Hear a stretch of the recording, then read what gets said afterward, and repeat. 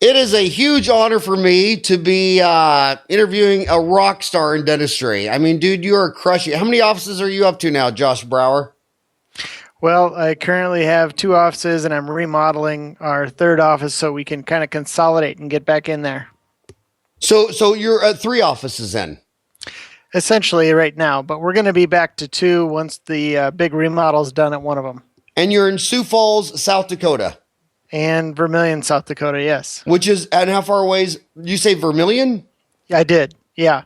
Vermilion is the border of the mouth, right? The lip. The Vermilion border.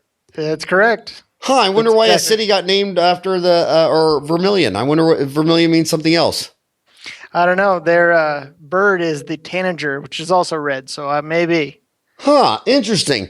And that's where my grandma Mary was born, in Sioux Falls, South Dakota.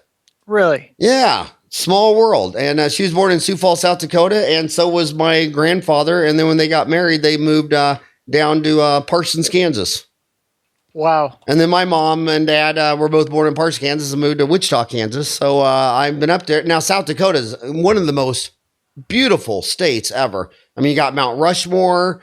You got the, what's the big Indian carving out there? Crazy Horse. Crazy Horse. That is a crazy, huge project. I mean, Mount Rushmore is probably only, 10% of the size of what Crazy Horse is going to be? I think it's something like that. You know, they don't work on Crazy Horse too much, but they actually have walks and hikes around Crazy Horse. It's so big. Do you think it'll eventually be finished? Not in my lifetime, I don't think. Yeah, but it's just a mass. Like I say, it's 10 times bigger than Mount Rushmore. But you are an amazing person, and I love your online CE course on Dental Town that you put up. Thank you. What was the name of that? Crown and Bridge, 21st Century Update to Crown and Bridge. Yep. Do you want to start with that? Tell the viewers what that's all about. That was an amazingly awesome course. I thoroughly enjoyed it, and so did thousands of other people. Tell us about that.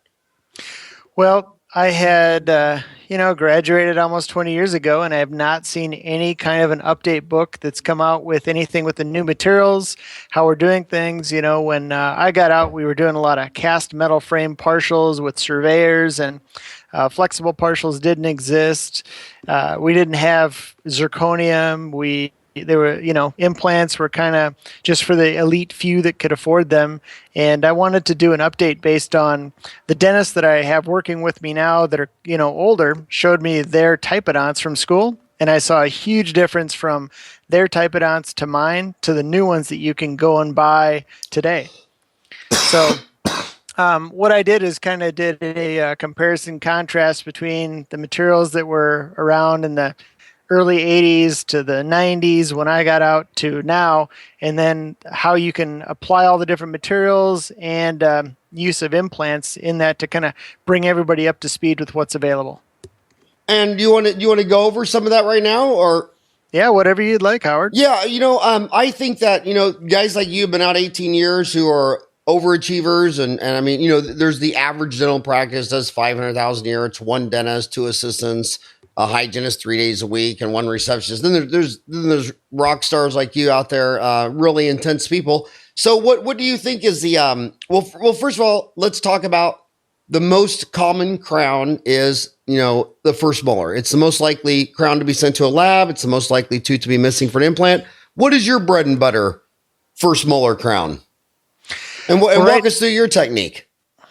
Well, for the most part, I would probably be doing a zirconium crown just because, I think they hold up well. You don't have to over prep the tooth. You can use knife edge margins.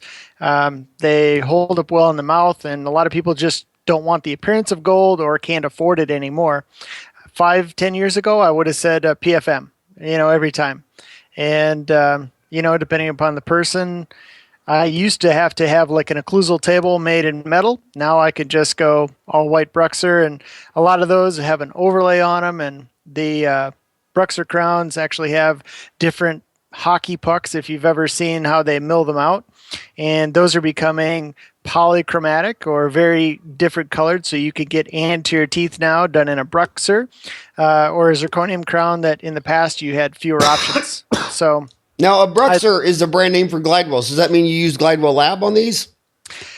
I don't actually use Glidewell Lab for my single crowns, but I do use them for all of my temporaries. I am in love with the Glidewell Biotemps and their transitions. And I'm not sure if you're familiar with those, but It's a whole separate lab from Glidewell. I mean, when you go to LA, the Biotemps is a different building. I mean, well, then that's the lab I like. They're huge into temporaries. So you use them for temporaries for multi-unit cases? I do. I do. The majority of my work is probably multi-unit cases, and I think that whoever is the actual lab technician that's creating the Biotemp is fantastic. Really good artistic skills. I've tried a couple other labs, never seen anybody that can produce the same kind of anatomy, results, occlusion, just everything is really nice with those. I think they have up to a 2-year warranty.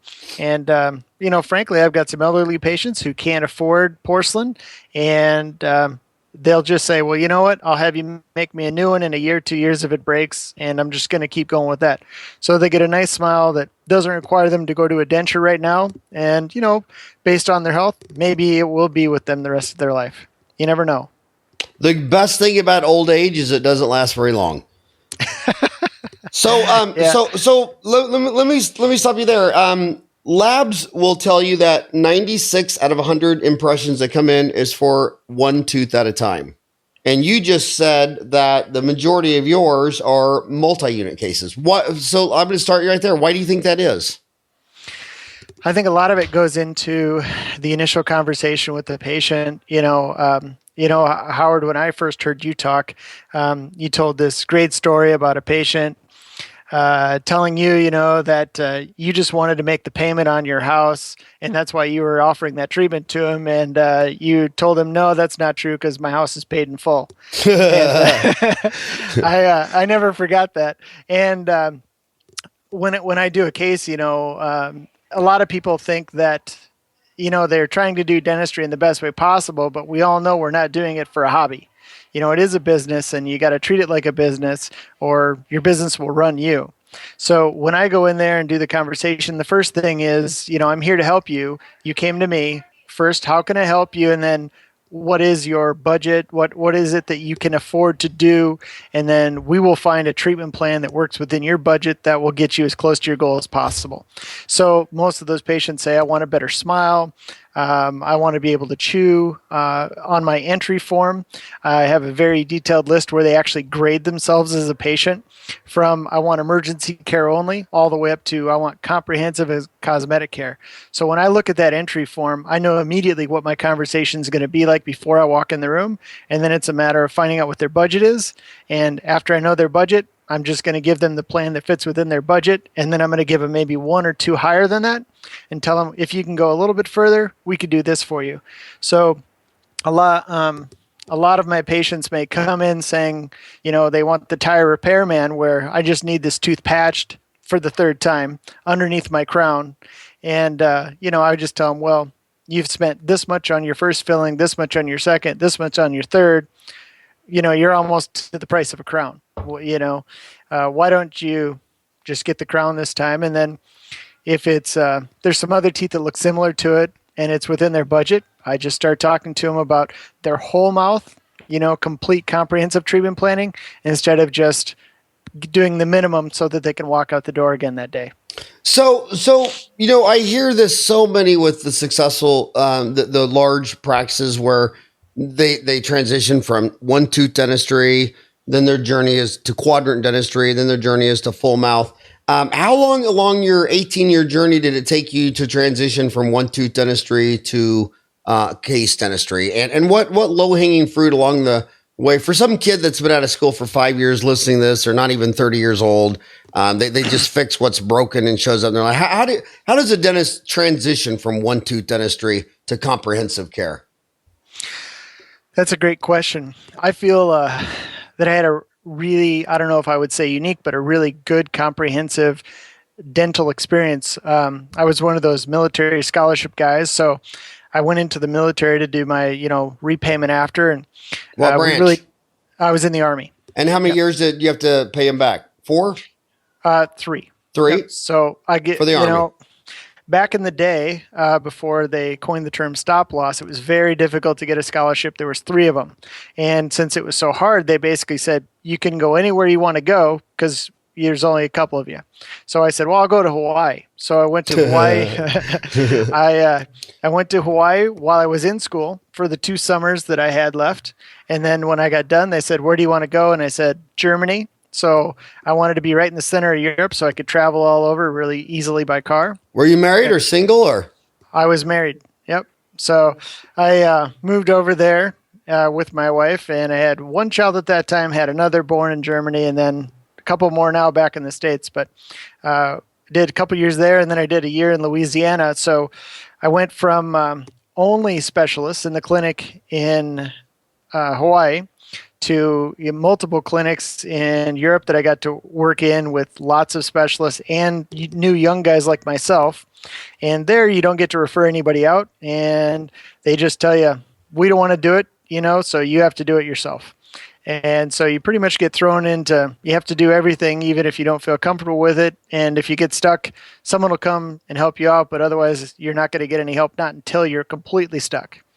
And then the last place in Louisiana, I had about 27 dentists. So that's when I really learned that most of what I learned in dental school was just wrong. I could walk from one chair to the next and see that one of these guys was doing it completely different than I had and was doing it better and faster. And, I was fortunate enough to share an office with a guy the same age as me, who has since gone on to become an endodontist, but fantastic clinician who, every day just showed me something new that made me want to do the best I could. So I got a really good education, but it was still, I wasn't getting to do a lot of crowns at all because we had a prosthodontist everywhere. And that was kind of prosthodontic work. Wasn't doing any partials. The military is kind of that patch dentistry, just get them out so they can go back to fight, and that's it. So I was really good at restorative dentistry, but I wasn't, well educated in comprehensive care. When I got out, I went into public health. Started up a clinic with a friend who wanted some help. And then after that, went into private practice in a more rural community. And there it was more just your bread and butter, like that practice you were talking about, where you got 4 chairs, you got 1 hygienist, 1 receptionist, 1 or 2 assistants, and that's kind of the grind every day. And I just didn't like it. And after about, maybe 10 years of that, I finally decided that every day I went to work, I wasn't happy because I was doing the same thing. I really wanted people to come to me to make themselves happy, not because they were coming to me because they were in pain. So I decided to switch the way I practiced. And I had been well trained in implants and done some, but I wanted to start going into full mouth therapy with implants and more comprehensive treatment planning. So I went and did some more coursework in mini dental implants. And since most people don't want to do those, I didn't have a lot of competition. So people started to come in to see me for some more affordable therapy, some salvage solutions that hadn't been available before. And it just kind of kept growing from there. So I think if I can get someone's trust doing something that works for them in their budget, then they tend to ask me to do the rest of the work, and then they tell all their friends, and the referral basis is really good. So do you only do mini implants for the most part?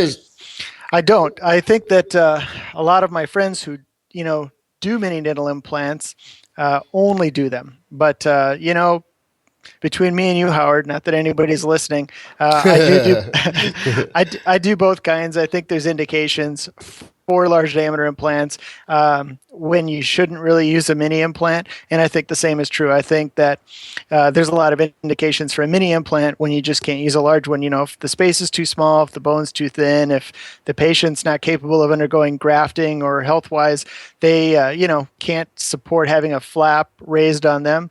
I think the mini implant's the way to go. But I think if you need some additional stability, you have some poor quality bone, you need to have some time with healing, I think a conventional implant is the way to go there. So I frequently mix them on my cases. I know, in my opinion, there's too many dentists that believe that only one or the other is the right way to go. But I really think that both camps are right. They're both the right way to go in the right situation. And it's just kind of your own clinical knowledge, skill, and training that will tell you which one's best for you.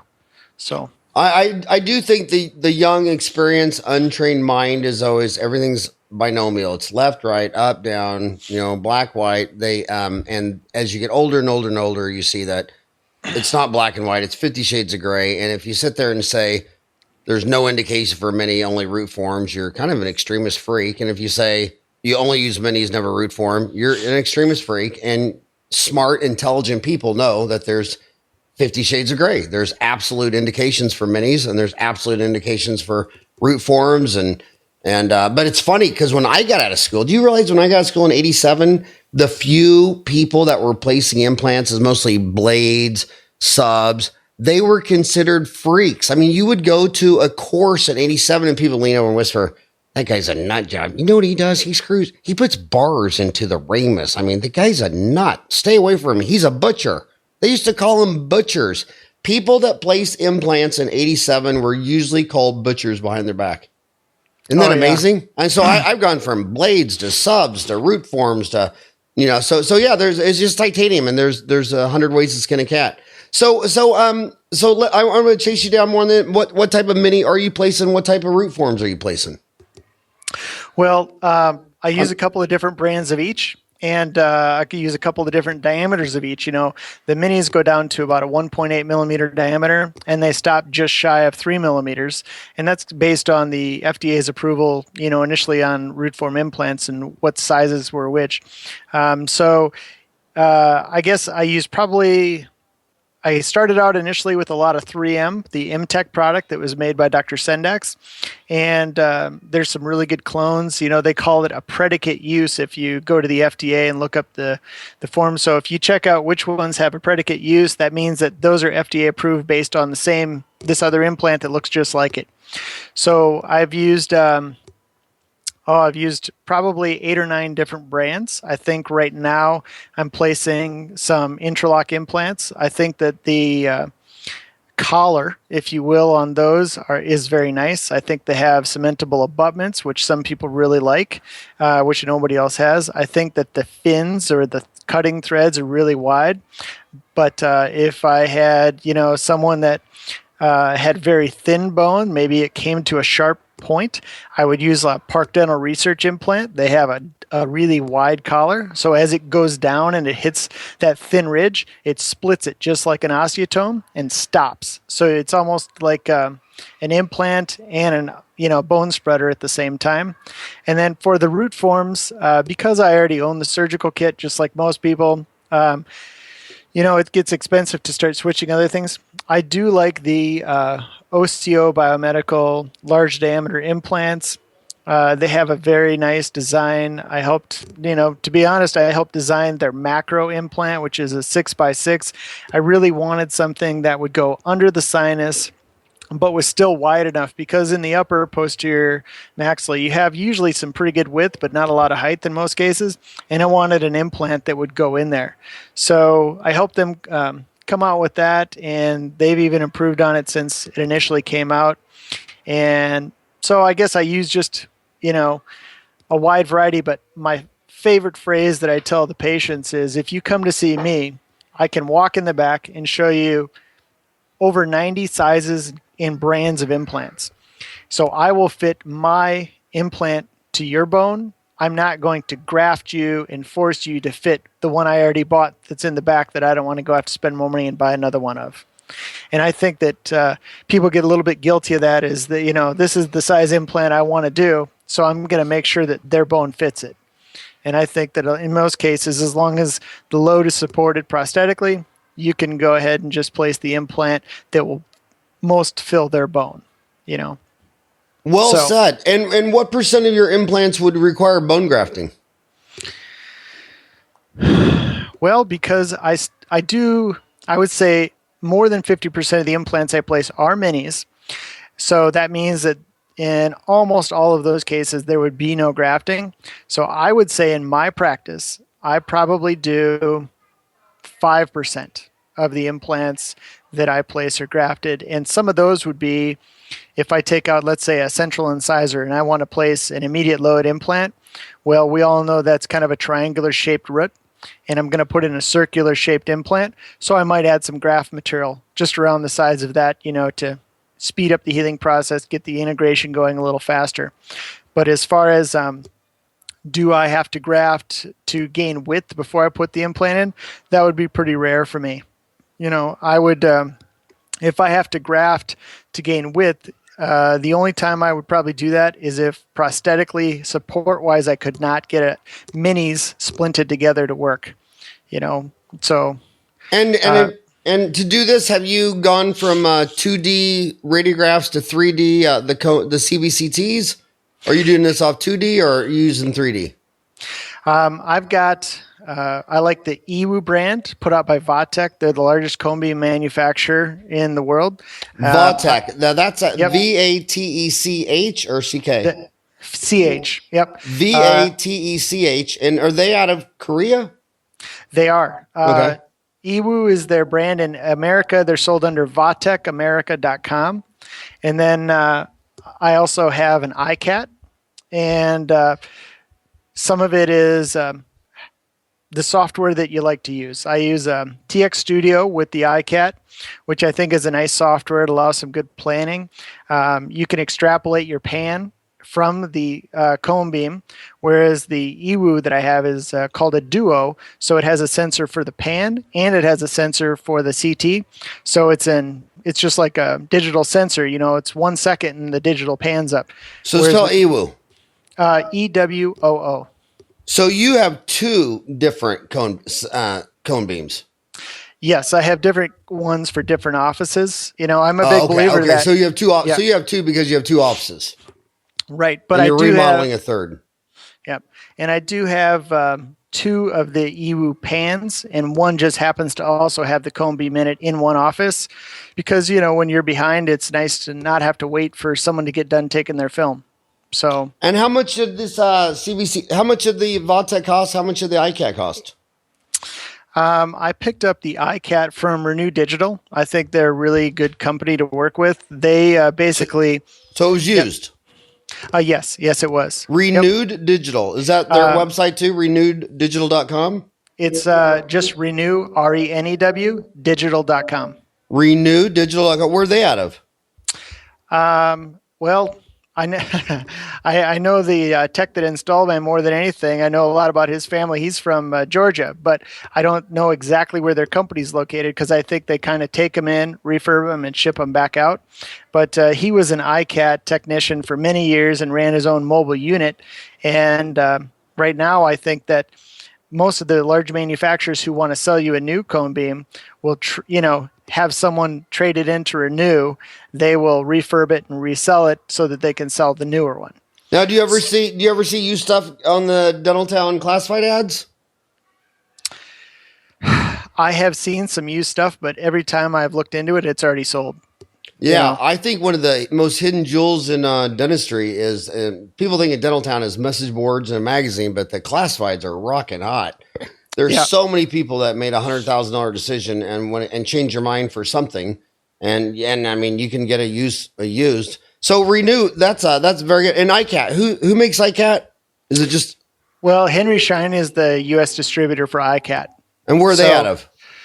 Henry Schein's nationwide. No. I mean iCat. Geez, I can't think of that off the top of my head right now, Howard.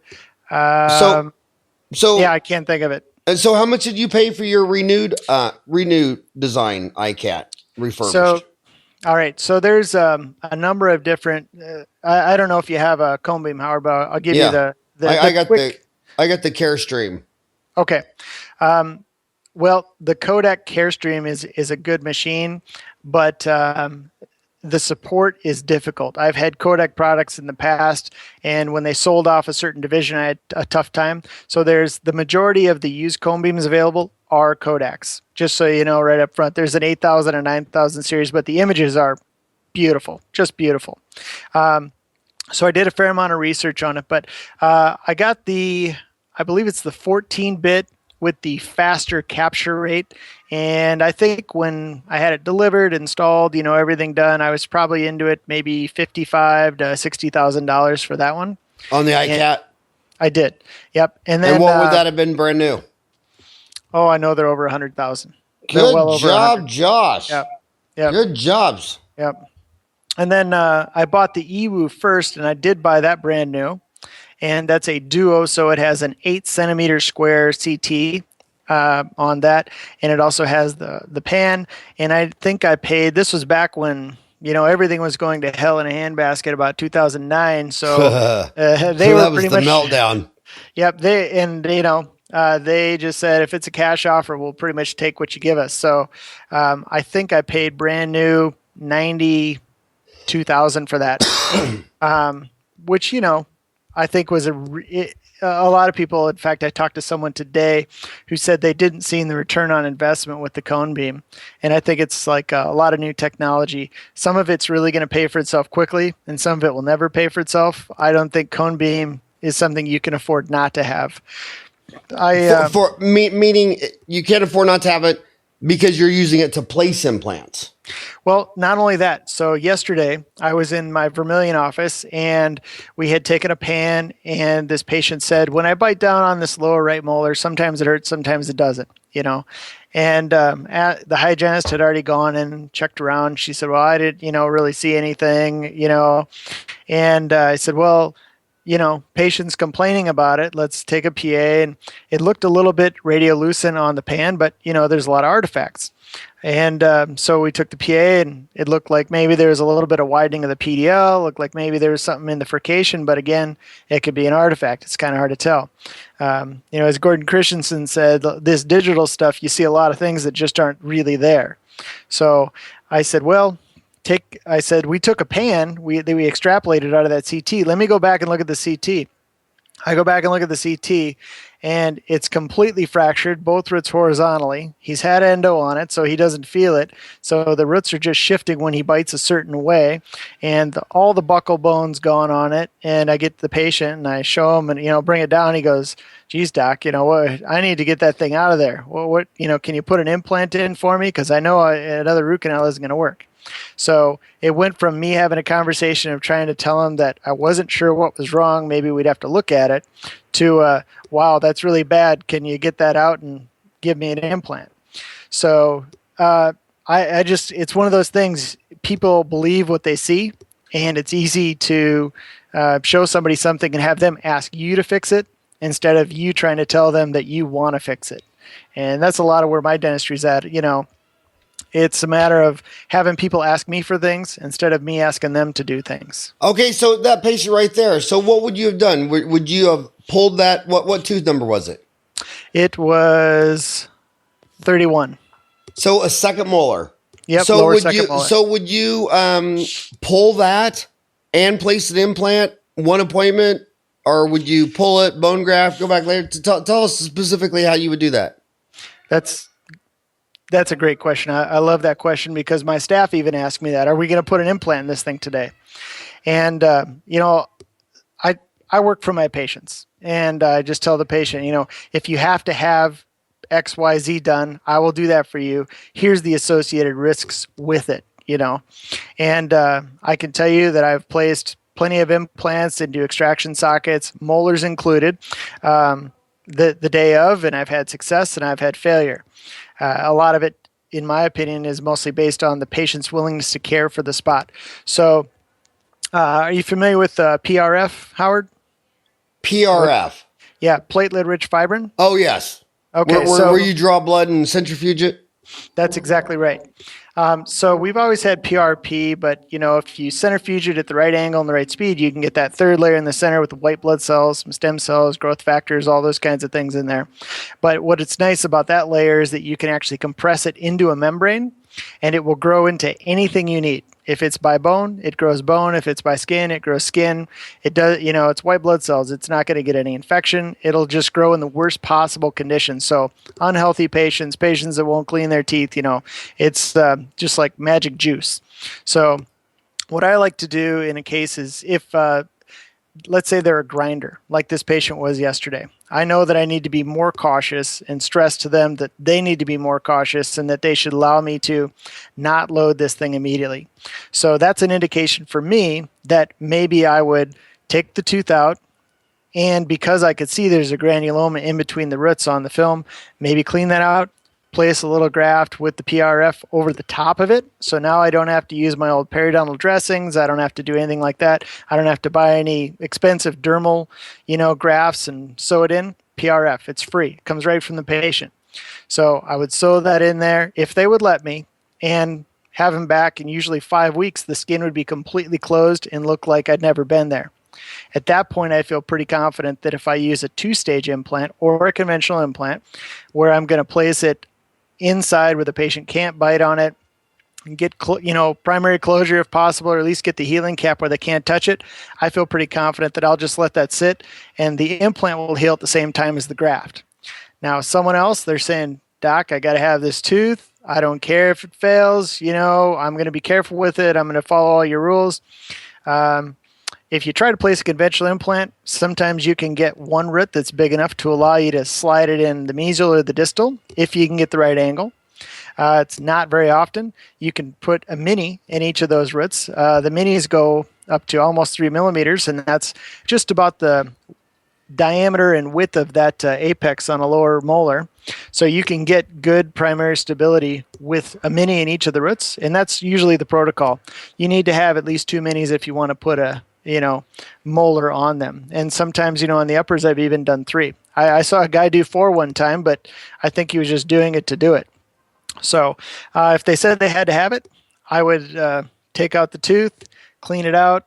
I would place a mini in each of the roots, and I would probably graft with some PRF, and I would put a temporary on it that was tight to the tissue that day and leave it out of occlusion a millimeter. So it goes from the minis and immediate loading that day with a higher risk to as low risk as possible, going with the conventional 2-stage. I'm not the guy that's going to tell them we're going to wait 6 months after I graft it, open it back up, place the implant. Then we're going to have you come back 3 months later. We're going to open it back up and torque test it. I really don't do that. And I think my patients turn away from people who say they do because they frankly just don't want to wait. They want it now. So. No, they want it yesterday. Yeah. One thing that's kind of unique to the way I offer my implants is I truly do believe it should be based on what's the right thing for the patient and you. And I price 2 mini implants as the same price as 1 conventional implant if it's for a molar. So I kind of base it per tooth instead of an implant. So if I can use 1 mini for a smaller tooth, let's say a lower incisor or something, it's the same price as if I place a conventional there. And if I have to use 2 minis to get a molar in the back, it's going to be the same price as if I place a conventional there. So the pricing is such that they pick strictly on what's best for them, and it has no financial consideration at all. And I think that lets them have a lot more options. So I want to ask you another question. So what % of your implants do you use surgical guides? And what do you think of surgical guides? When are they indicated? When do you not use them? I mean, that's a very controversial subject. Some people say, no, you don't use a surgical guide. That's like putting training wheels on a car. You need to learn how to be a surgeon. You need to learn how to lay a flap, see the bone. Other people are saying, like Jay Resnick's an oral maxillofacial surgeon and an MD, and he says, no, I use surgical guide every single time because if I freehand it, I'll be right 97% of the time, but I don't want to send back an implant to a referral that's 3% of the time is not perfectly drawn. So talk about surgical guides. Do you use them? You always cut right to the point, and I like the way you get into that controversy. There's another group that's a private group that I'm involved with, and it's called Implant Masters. And there's a whole bunch of talk going on this week about surgical guides, who sells them, how to make them, what you need to use them for. And it's exactly what you said. Some people say, I got to have it every time. Other people, the ones that usually kind of stay silent are not using them. Todd Shatkin has a really unique patent, and not everybody's aware of it, that it's even offered. He's a mini implant guy. And what's the name of his company? He's in New York. Yep, it's Shatkin First. Shatkin First, and Shatkin is mostly mini implants. It is. They do sell the Intralock brand, and they can get you the larger ones. But Todd, I think he's done over 13,000 mini implants, and he's got the same success as with conventional. So I asked him one time, I kind of put him on the spot like you're doing with me, and he said, I place maybe 2 conventionals a year. So he said, if that's exactly what they want, that's what I'm going to give them. But for the, 2 a year out of, if you've done 13,000, that's a lot more minis. And his dad, what kind of surgeon was his dad? Was his dad His dad was an oral and maxillofacial surgeon, a plastic surgeon, and I think he had his MD as well. So, and he's the one that actually got Todd into placing the mini implants. Todd tells a story how they got some, in the mail, and his dad said, "Hey, Todd, I think we really need to try this and give it a shot." And it just kind of kept going from there. I love Todd. I've been in his office. I mean, he's got a whole conference room teaching. He's an intense guy. Yeah, and how often do you talk to Todd? At least once a month, sometimes once a week. You know what? He'd be a great podcast too. Do you tell him to we need to do a podcast, me and Todd? I will. Yeah. So okay, yeah. So go on when you say surgical guide. And what was the group you were saying you guys talking about this? Implants what?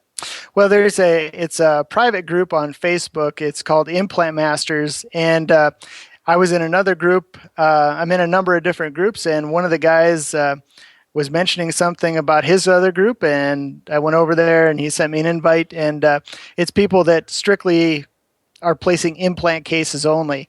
The nice thing about Dental Town is that it's a free-for-all. Everybody can comment, everybody can say what they want, but this private group, a lot of the private groups that you see like on Facebook, they do it because they don't want people. That's where you'll see people post a lot of their failures, and say, how do I fix this?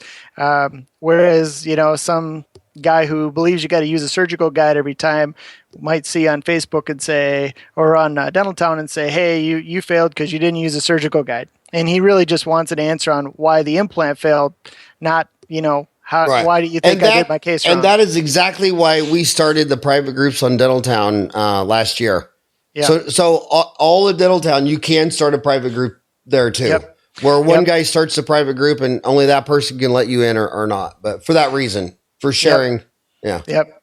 Yeah. I'm also in the American Orthodontic Society, and I just went into their private group this week and actually answered some questions from some people that don't have a lot of experience that were asking kind of, early questions. And was that on Dental Town? Yep. Dental Town. It's it's AOS Connect is the private group on Dental Town, and it's through Tom Chapman with the AOS. And what he'd asked is he hadn't gotten a lot of people joining it because I didn't know it was there. And so he sent me I guess Dental Town agreed to send out a link that said, here's the group, please sign in if you didn't know it was there. So I signed in, and sure enough, there were questions, so I started answering them right away. So who sent you the email? Tom Chapman, I believe, asked someone at Dental Town to resend that email because he said it was started a year ago, and I think they sent that email then saying, hey, here's our group, click on the link and join. And then the people that didn't click on the link that day never even knew it existed. Yeah, so, I've been very bad at marketing those private groups. I wonder what I should do to market that feature better. Put something on the homepage. So you could, just what you just told me, hey, we got private groups where you can start your own group, just so people know what they are and that you can do it. Yeah. So go back to surgical guides though. Okay. So I actually learned how to do mini implants from Todd in 2006, and he's one of the inspirations that made me want to change the way I practice. So Todd's got this patent, which he doesn't really tout or teach about, but it's really cool. You send him off your models, he will make you a surgical guide, send you the pilot drill, the implant, and the crown at the same time. So you use his guide, you drill the pilot hole, you take it out, you put the implant right where you put the pilot hole, and you cement the crown all at the same time. It's totally cool. Yeah. And that's his lab, right, in New York? That's his lab and his patent. He's the only one that can do it. So it's really cool. And I've done it. I just kind of, one of those things, I had to prove it to myself that it would work and you could do it. Has he or you posted a case like this on Dental Town? I know Todd doesn't post because he's just so busy, but I don't think I posted the case that I did, but I have it all completely written up, pictures. It's actually published in a journal article, the American Orthodontic Society, because they're all general dentists, asked me to do a 2-part series. The first was on how I was moving teeth with the mini implants and then restoring them after I was done moving the teeth with them. And then the second part was actually kind of a lot of what I went into with the Crown and Bridge update. And I have pictures of that published in there, and I can rewrite up the whole thing for you if you'd like to see a post. Hell yeah. But, that sounds, yeah. I call cases like that dental porn stuff. You just got to see. Yeah. And that I had to do it. It's one of those things. I did it once. To be honest, I myself have used that surgical guide and never another. And the reason is that, I had a very comprehensive oral surgery training. I've flapped everything there is to flap, and I know where the bone is, where the vessels are, so I feel very confident. Now, I think there's always a case to flap something, but I had an oral surgeon teach me a little trick, and it's called a trapdoor flap. It's about 1/4 of an inch wide and 1/8 of an inch release buccal lingual on both sides of it. You flip it open like a little trapdoor, and you peel it back, and you can look in there and see what you need to see. And then you can stick a probe in and feel where the bone is and concavities. And that's the exact size of the hole you're going to cut for your conventional implant anyway. So you essentially get primary closure with a flap, but there's no stitches or anything. So if when I get those knife edge ridges that really come to a sharp point, that's when I'm going to use that little trapdoor. But I would say 99.5% of my implants are placed with no flap. And I did over 500 last year, and I've been, just done thousands and thousands of them. So for me, it's about, not taking away the blood supply so that I get good healing of my implants. And every time you pull that skin off that bone, you tear away its blood supply. So then it takes a lot longer for it to heal. And if you got a poor healer, you're going to have a lot more issues after the fact. So, surgical guides, I think, are very useful for people that don't have as much experience, or they don't have the ability to understand how to prosthetically load in certain areas of the mouth. But I would never tell anybody not to use one. And I would tell everybody who's never, placed an implant to use one for sure. If you don't feel confident, don't do it. And I think that goes true for anything in dentistry. I myself feel very good about my placement of the implants. I just posted on that Implant Masters. I didn't tell them. It was the same day they were all posting surgical guide pictures, but I didn't tell them I freehanded it. But I showed them the CT from all the different directions.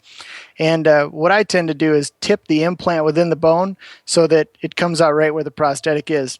I have never used a custom abutment. I just know where I'm going to restore it, so that's where I'm going to place it. But yeah, go ahead. Well, I want you to talk about this, Josh. In South Korea, where they make Vautech, where they make Medigen implants. Is it Medigen? Yeah. Medigen, Yeah, it is. Vautech, Samsung, LG, all that.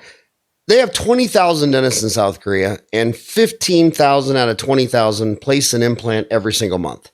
Then we jump across the pond, and we're in America. We got 120,000 general dentists, and 95% of them have never placed one. Yeah. What do you think about that? I mean, why do you think 95% of dentists have never placed an implant, and in South Korea, 3 out of 4 placed one last month? You can say it in one word. It's fear. Gordon Christensen said at a lecture one time that 1 in 6 dentists get sued every single year. And whenever you have someone that's willing to say you did it wrong because it's not the way they would have done it, you got to fear prosecution. So how are you ever going to get started in something if there's someone that's done more of them that's willing to say that you did it wrong? But isn't that just kind of the ego? Because I drive my car, and I got 4 boys driving cars, and I don't worry about getting sued because I have car insurance. If someone wrecks the car or whatever, or, crashes or whatever, I mean, I have insurance. So the insurance company should worry about me wrecking the car. I have fire insurance on my house. I mean, I don't ever worry about my house burning down or paying for that because State Farm should have to worry about that. And I have malpractice insurance, and I'm doing the best I can. And if I get sued, my malpractice should worry about it. I shouldn't worry about it.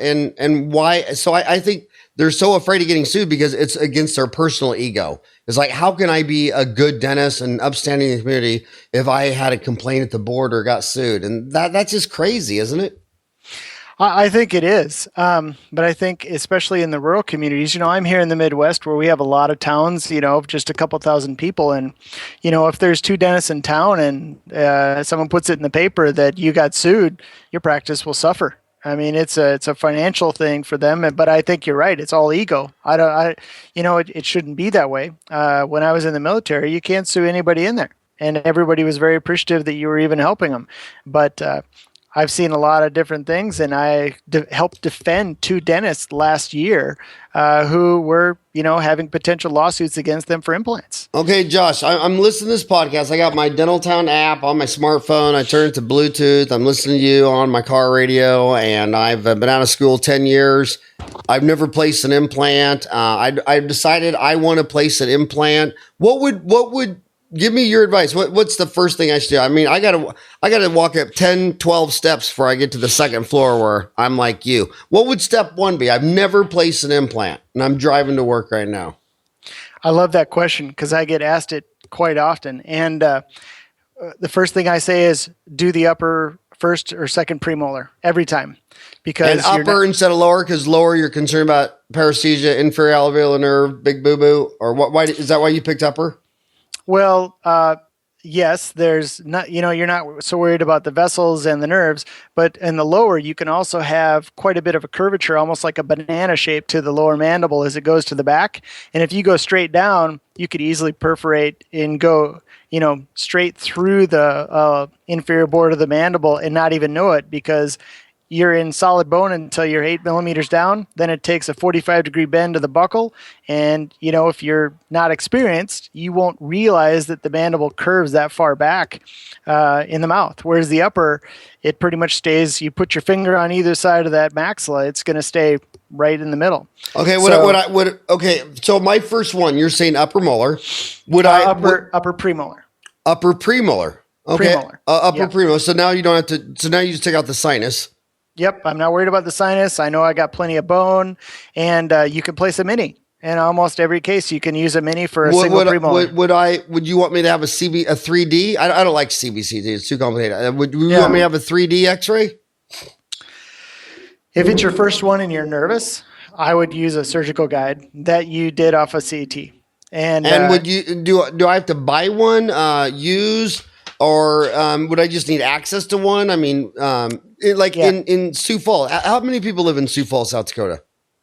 I think with the urban population, probably about 250,000 now. So does a town of 250,000 have a third party a 3D radiograph place that you can send a patient or not? Well, there isn't. I've offered anybody who ever wants to just to use my machine to come over and use it, but I've never had anybody take me up on it. I know. Yeah. Dentists are so funny. I every time I meet a dentist who's in a medical dental building with 5 other dentists in the same building, they've never gone to lunch with any of the other dentists once in like 5 years. It's like, are you shitting me? Are you kidding me? And same thing with CBCT. I don't know a single periodontist or oral surgeon or endodontist that has one that wouldn't let anybody bring a patient over and take one because they're just dying to meet you. They just want to be your friend. Yep. Yeah, and I agree. And no 100%. one's ever taken you up on that. That's just hilarious. Yeah. So how would this dentist in Sioux Falls on their first implant and doesn't have the CBCT and really doesn't want to buy one yet because they don't even know what they're doing? How would they get a CBCT? Well, we could go back to Todd Shatkin for a second. He only requires a Panorex.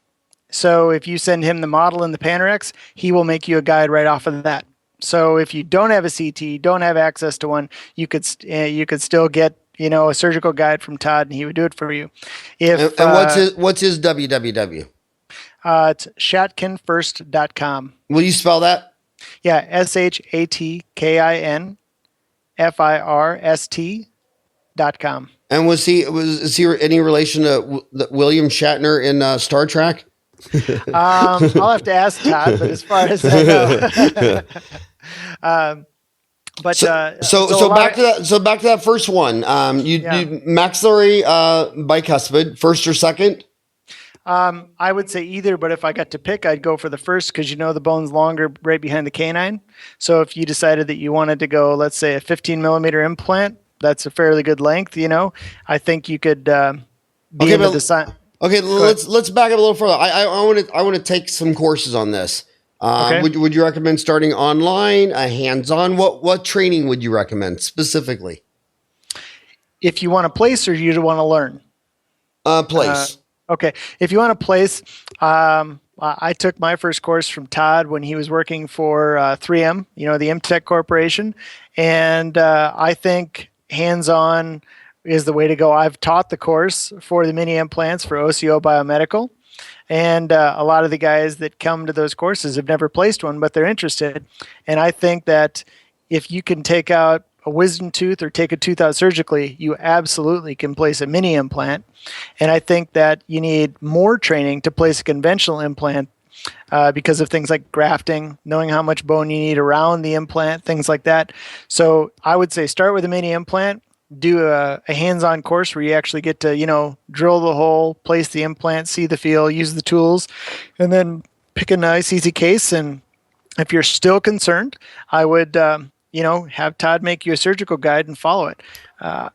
Okay, I want to try to ask. It's kind of a difficult question because I know it's comparing apples to oranges. No way you compare it. But if this dentist already extracts teeth, what kind of teeth that I'm already extracting would be an indicator if I could be doing implant dentistry? I mean, do I have to be good at wisdom tooth or partial bony wisdom teeth or full bony wisdom teeth or just like taking out a first molar? How is there any comparison that you can think of that if someone told you what their oral surgery skills are, you could say, oh, dude, you can absolutely do implants?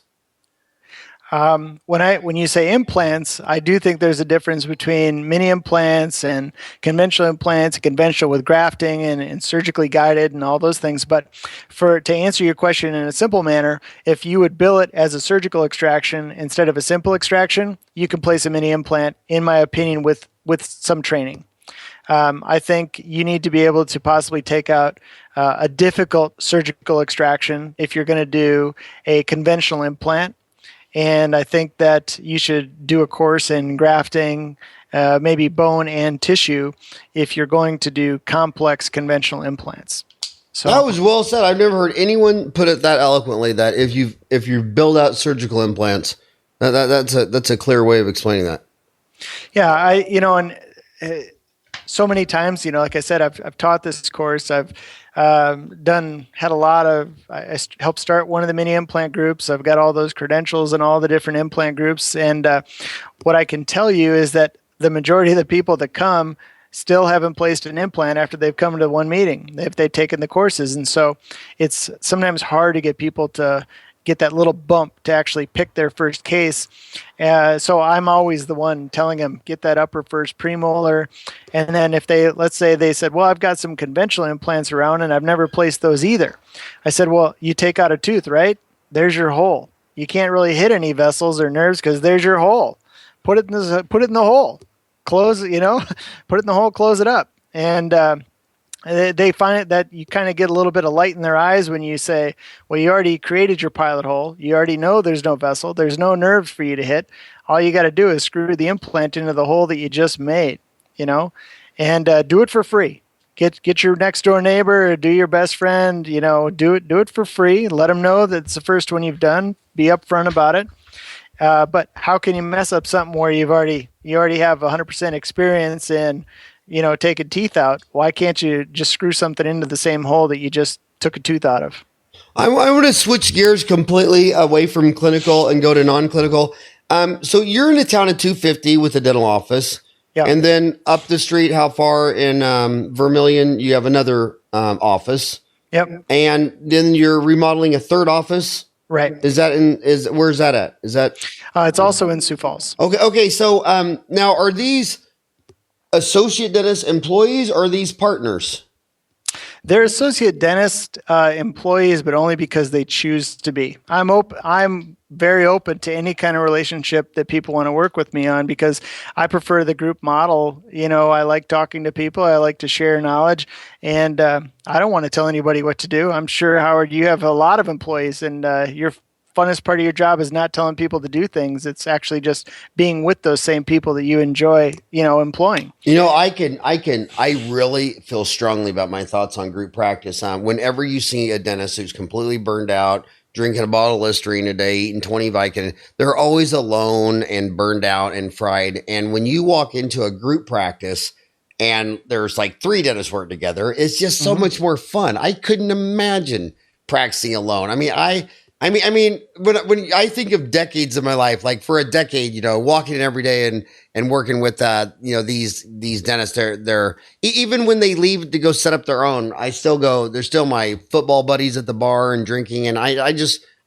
Dental Town was all about with no dentist practicing solo again. I saw the internet and I saw my 4 boys going to bed at 8:30 and then I'm all alone and I'm sitting here worrying about this tooth, this case or whatever. And when I saw the internet, I just thought, God, I just want to show someone else an x-ray or a picture. And I'm a firm believer in group practice, but I don't know if I'd want to marry one, because when you get married to someone, you're having great sex and children and kids and holidays, and that fails half the time.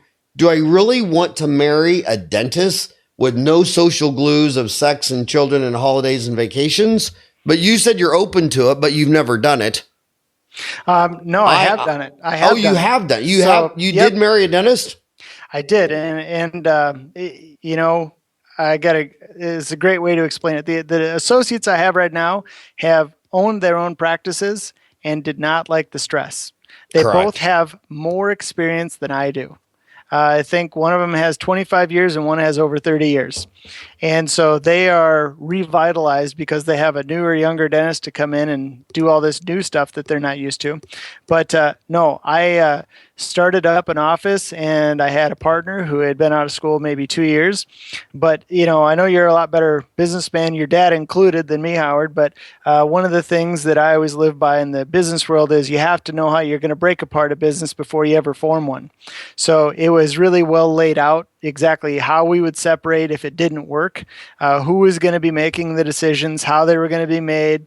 And for a number of reasons that I'm sure you've all heard a million times, it wasn't working out. So, I pulled the trigger and said, let's separate this thing. And we went right down the list. Now, the only thing that happened is he didn't like the list that we had initially created. So, he didn't want to settle. He didn't want to take his portion of the practice. And, we ended up going to mediation. And in the end, we did it exactly the way it was in the document, because to fight it any other way was going to be more expensive for both of us. And, I think that's the key. I know a lot of dentists who've had associates, partners, and failures, and it's been a really bad experience for them. But I think if you're upfront right away and just say, hey, if you get in a car accident tomorrow, we need to know how this is going to break up. People can get it. And I think it's just how you lay it out to begin with that matters. So what you just heard Josh Brower say is he had a prenuptial agreement. And if you're going to marry a dentist, have a prenup. You're going to marry a spouse, have a prenup, and when you say to your spouse or you say to your partner, I'd like a prenup, and they flip, if that ain't your first red flag, if you say to someone, I want a prenup, and they flip out, if that's not your first indication to run, the second indication to run is when you go on a date and they don't even pretend to try to pay. If you're a rich dentist, you're going to end up paying, that's okay. But they should at least fake it. They should at least reach for their card. If they don't even reach, they're playing you like a fiddle. But I've only got you for 1.5 minutes, and I wish I had you for longer. But I want to ask you, switch gears again. There's a huge segment of the people who say your CAD cam, the Sirona, a closed system, to where you have a Galileo, it's talking to your CAD cam to make a surgical guide. And then on the other side of the fence is what you're doing is an open system where you get an iTech, an iCat, a VATAC, an open system, whatever. You went with the open system. There is a closed system. What do you think? Why did you go open format versus closed? Why did you go iCat and VATAC as opposed to staying in one company, a Sirona, and doing a closed system? Well, I think probably the same reasons that you do a lot of things. If you're a good business person, and you should be if you're going to own a practice, you have to look at why would anybody close the system so they can charge you to unclose it. And so I looked at it from a standpoint, do I want to get into bed with somebody, with a $100,000 investment, and then they can charge me every time I want to print or email my PA out, or do they want to charge me for a bridge that only bridges to their system? And I think when you go with a closed system, it's nice for them to financially recoup their investment to develop that machine for you. But I think that you just get more and more entwined into those companies, and it becomes so financially impossible to get out of that relationship that they can make the price anything they want, and you're just stuck. And on that note, do you use CAD/CAM? I do. I have a Trios, which is probably the fastest scanning system out there. It's made by 3Shape, and my practice, I'm very busy. But I don't have time to take the image in the mouth, and I honestly don't have time to train my staff to take the image in the mouth. But what I do is I quick take the impression, I scan the model, and then I'll email that thing off to the lab, and I just get back my crown. So you're not milling in your office. I'm not. You're taking an optical impression of the model. I am, just because of time. I could do it in the mouth, but I just don't have time. So when you prepare a tooth for a crown, you take an impression, polyether or polyvinyl? If it's a full mouth reconstruction, multiple units, I'm going to use polyether. If it's like Improgum? Yep. And then if I'm going to use like an implant, for example, where I have an analog, I'm going to use polyvinyl because I don't need the accuracy, because I'm just going to put the analog in the impression anyway. So use polyether Improgum by 3M SV. Yes. But if it's implant, then you'll use a polyvinyl siloxane? Well, if it's a full arch, then I'm still using the 3M polyether, the Improgum, and I've used that. I love the Penimix machine. I got to buy 2 more bags of that stuff right now. And I know they're $250 a bag, and they're worth every penny, because you can push through blood. It's like a tractor in a blizzard. It's what I want to get me through it. So, that's my go-to. Any difficult impression, I'm going with the Improgum, and anything that's a slam dunk, I'm going with the polyvinyl. And which polyvinyl are you using? I use the generic stuff for the most part. The Henry Schein brand. Henry Schein generic. Yeah. Yep. I have some special markets pricing, and I think that it's the same price as anything I could order online. Through the other. And what's the special markets pricing? Because you're a group practice. I don't know. I think Patterson has what's called like a gold member. It just means that if you buy a significant amount of things, you get a discount on it. It's kind of like, Costco. You're going to buy in bulk, so you're going to get a better price.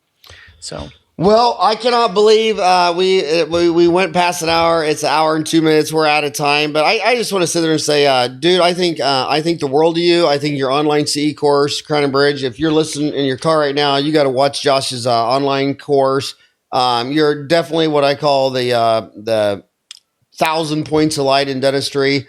You're just out there on the front, and I just want to thank you on a Friday afternoon of all the things in the world. You spent an hour with your buddy Howard in Phoenix, and thank you for an hour of your life and your time, and I can't wait to see you again.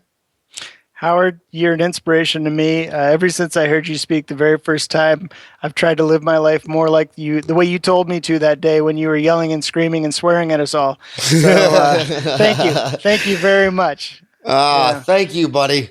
And I'll see you around. See you on the boards. Hey, thanks, Howard. Bye-bye. Bye-bye.